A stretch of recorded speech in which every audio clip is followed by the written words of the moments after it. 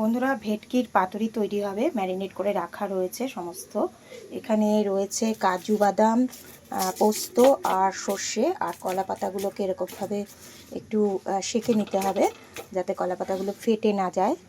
তো সেটাই করছি, তো আপনারা দেখতে থাকুন।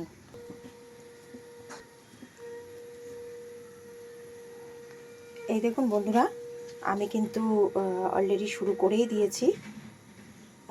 এটা এখন কলা পাতায় মোড়ানো হবে। কলা পাতাগুলোকে সব করে নিলাম।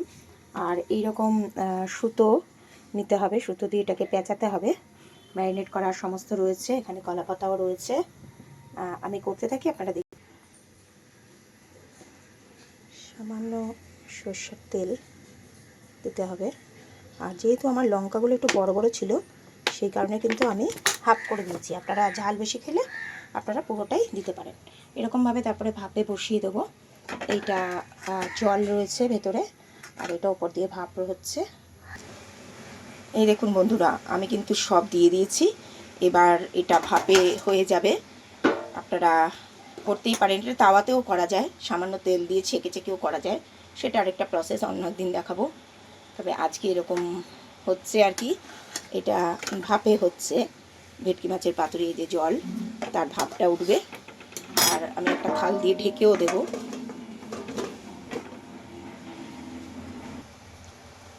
এক পাশ মোটামুটি হয়ে এসছে বন্ধুরা। আমি এবার এটাকে উল্টে দেব এভাবে।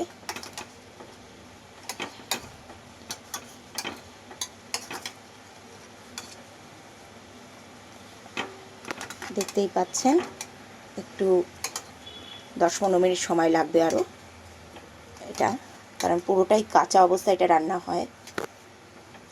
পুরোটাকেই উল্টে দিলাম, উল্টে দিয়ে খানিকক্ষণ আবার হবে আর কি এটা। তো কার কার এই রেসিপিটা পছন্দ অবশ্যই জানাবেন। হয়ে গেলেও আপনাদের সাথে অবশ্যই শেয়ার করব। এটা হচ্ছে ভেটকি মাছের পাতুরি। যারা যারা এখনও ট্রাই করেননি অবশ্যই করে ফেলবেন। ভীষণই সুন্দর একটা রেসিপি, আর খেতে তো দারুণই লাগে। অনেক সময় বিয়ে বাড়িতে গেলে আমরা কিন্তু 2-3টে খেয়ে নিই এই রেসিপিটা। দেখতেই পাচ্ছেন ভাপে হচ্ছে কি সুন্দর। এটা চাটু বা তাওয়াতেও করা যায়, সামান্য তেল দিয়ে উল্টে পাল্টে। তো যাই হোক, আজকে আমি ভাপেটাই করলাম, কারণ বাড়ির লোকরা এটাই বেশি পছন্দ করে। তো আপনাদের আমার রেসিপিটা কেমন লাগলো অবশ্যই জানাবেন। Thank you for watching. দেখতে থাকুন। আমি একটু উল্টে পাল্টে দেওয়ার চেষ্টা করছি। খুব সাবধানে করতে হবে, একটু ধৈর্য নিয়ে করতে হবে। এই বাধা টাধাগুলোই আর কি ঝামেলাকর ব্যাপার মনে হয়। তো কিন্তু যখন পাতে পড়বে গরম গরম ভাতে, তখন কিন্তু আর এই ঝামেলাটাকে ঝামেলা বলে মনে হবে না। আর সুতরাং প্রায় হয়ে এসছে, আমি আর একটু ঢেকে দিচ্ছি। রেসিপিটা পুরো তৈরি হয়ে গেল, আপনাদের সাথে শেয়ার করে দেবো।